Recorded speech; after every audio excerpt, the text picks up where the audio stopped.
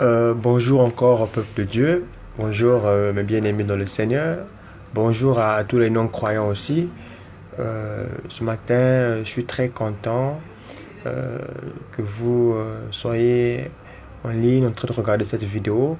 Et je suis très content aussi de vous partager avec vous les secrets du royaume des cieux. Euh, D'abord, je voulais commencer par faire une petite prière, si vous le permettez.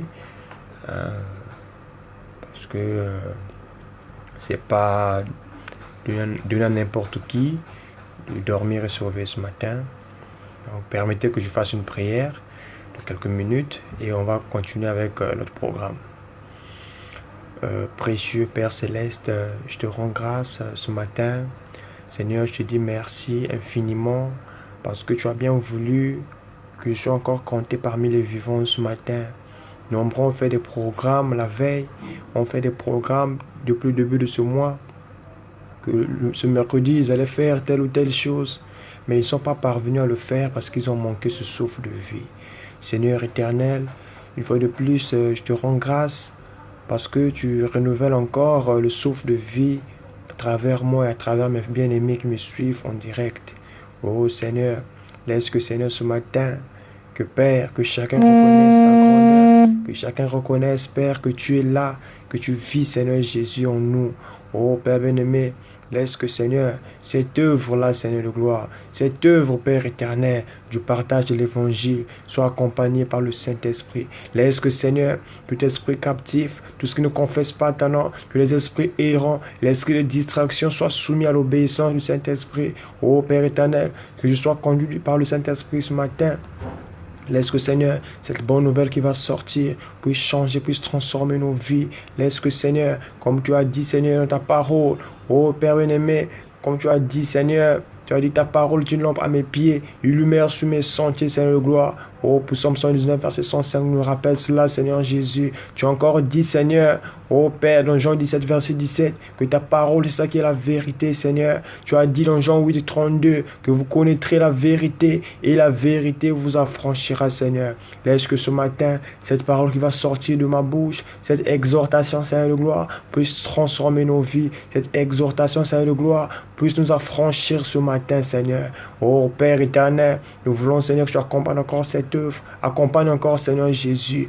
Laisse que, Père, du début jusqu'à la fin de ce partage soit entre sainte et divine main. Conduis-moi par le Saint-Esprit, Seigneur, au nom puissant de Jésus. Amen. Voilà, finir avec cette petite prière, parce qu'en toute chose, on doit rendre grâce à Dieu, parce que c'est lui qui veille sur nous, c'est lui qui nous accorde le souffle de vie.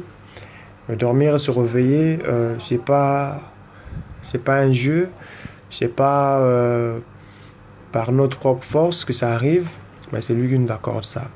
Et aujourd'hui, je veux regarder avec tout le monde euh, les manifestations, sinon les effets positifs de la parole de Dieu.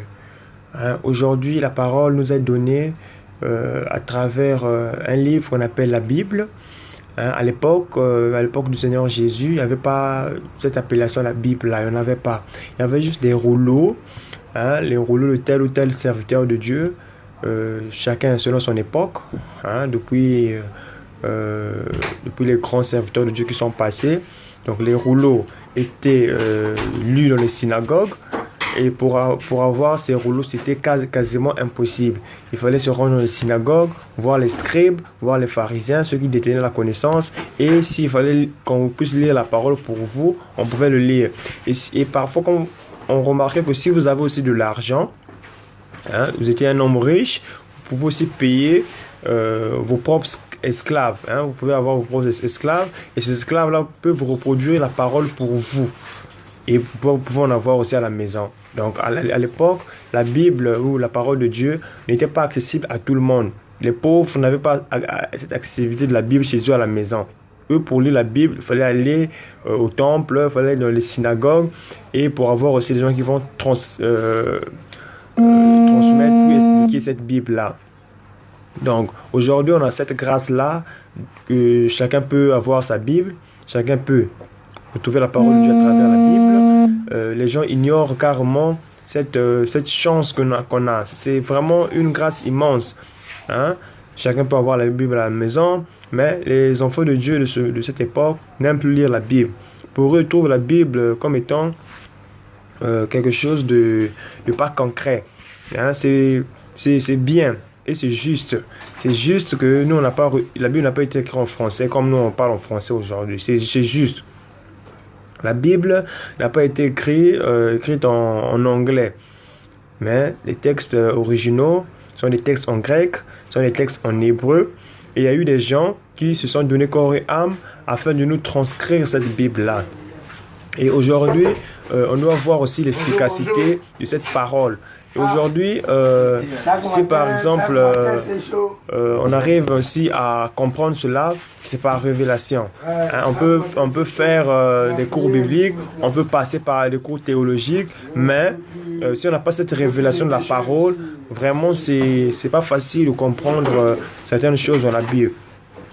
Parce que quelqu'un m'a posé une fois la question de savoir, lorsque Caïn a tué Abel, Caïn est parti vers un peuple. Dieu a dit qu'il a mis un signe sur le front de Caïn pour ne pas que les gens le trouvent quelque part, pour ne pas qu'on le tue, pour ne pas qu'on le fasse du mal. Et quelqu'un m'a demandé à savoir, ces gens que Caïn a rencontrés quelque part là, ils venaient d'où?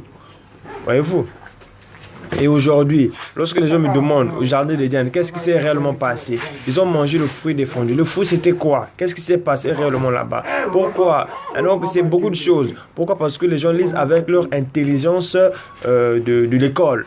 Hein, la Bible ne doit pas être lue avec l'intelligence de l'école. Mais la Bible, c'est par révélation. On ne doit pas parcourir la Bible en lisant tout un chapitre par jour. Non. Avec un seul verset, on peut faire une méditation sur un seul verset et Dieu va se révéler à la personne qui médite pour comprendre un peu le mystère de chaque verset.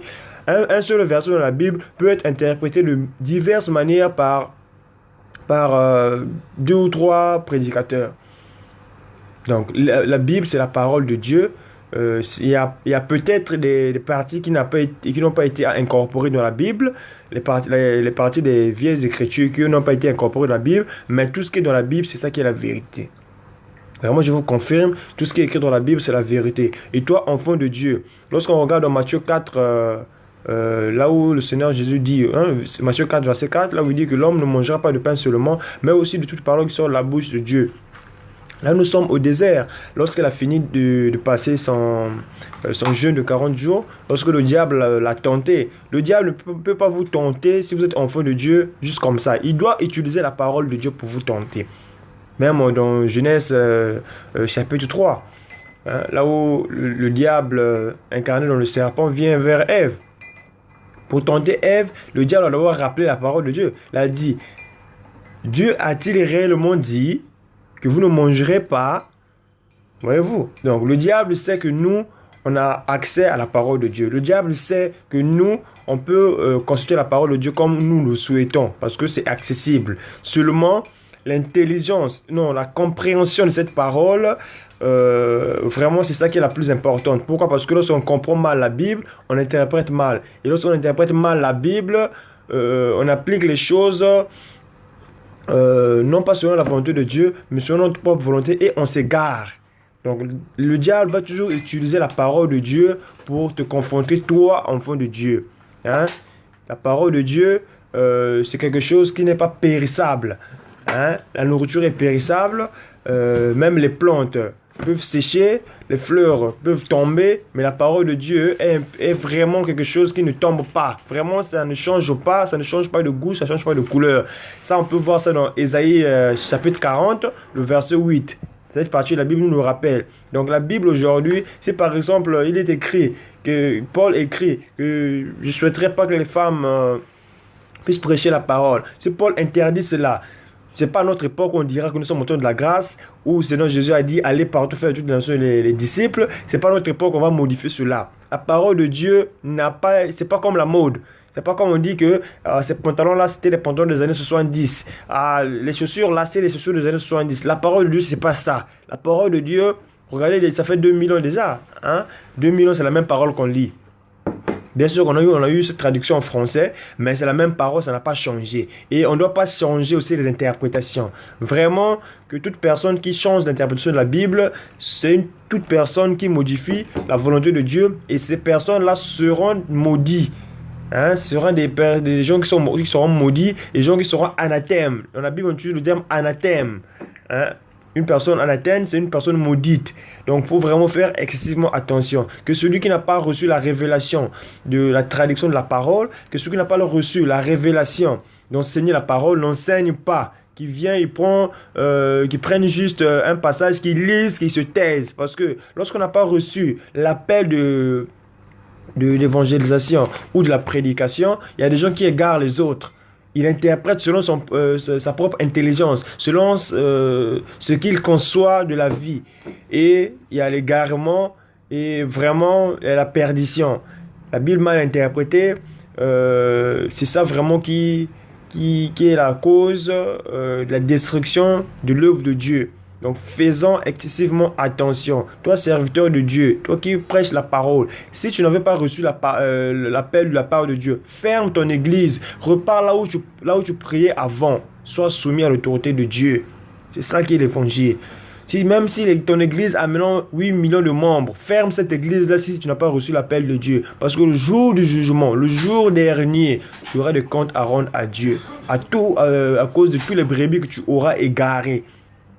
Parce que je rappelle que lorsque le prédicateur lui-même est égaré, lorsque le prédicateur n'a pas reçu la révélation d'être prédicateur, il va égarer les gens.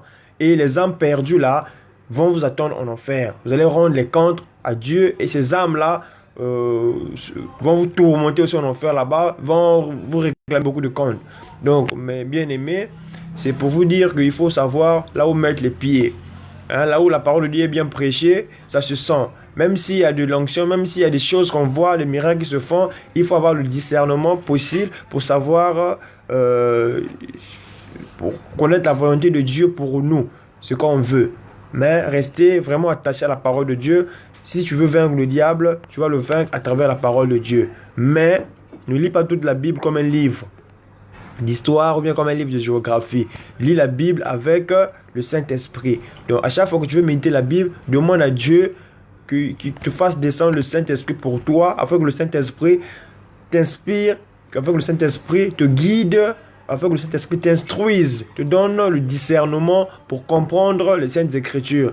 Donc aujourd'hui, je m'appuie là-dessus parce que la Bible, lorsqu'on ne la maîtrise pas, on vous fera faire des choses vraiment difficiles, hein, difficiles à supporter, des choses vraiment inhumaines. J'ai suivi une fois à la télé, c'est un prédicateur qui s'assoit sur les brebis pour donner une certaine délivrance. Ça, c'est pas dans la Bible, hein? C'est pas dans la Bible. Et aujourd'hui, on doit retenir que lorsqu'un prédicateur fait les choses qui ne sont pas dans la Bible, ce prédicateur, c'est un démoniaque. Je vous dis, ce prédicateur, c'est un démoniaque. Et vous, désespérés que vous êtes, vous acceptez tout. Pourquoi? Parce que vous voulez soit être délivré, soit vous voulez le mariage, soit vous voulez les voyages, tout ça. Parce que vous ne lisez pas la Bible. Dans la Bible, lorsqu'on voit de la Genèse à l'Apocalypse, toute la Bible est là-bas. Maintenant, lorsqu'on voit au niveau des apôtres, tout commence au niveau du livre des Actes des Apôtres.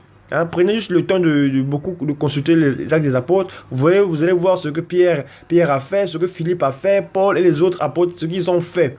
Tout ce qu'ils ont fait, aujourd'hui, tu peux aussi le faire. Mais faire les choses que les disciples n'ont pas faites, vraiment, c'est de l'abomination. Hein, c'est vraiment l'abomination. Pour délivrer quelqu'un, vous demandez les rendez-vous dans les chambres d'hôtel. Hein, vraiment, vous êtes des pasteurs comment? Vous êtes des guides comment? Vous abrutissez les gens. Pourquoi? Parce que vous avez connaissance que les gens ne lisent pas la Bible. Et faites excessivement attention parce que le dernier jour, vous allez rendre des comptes.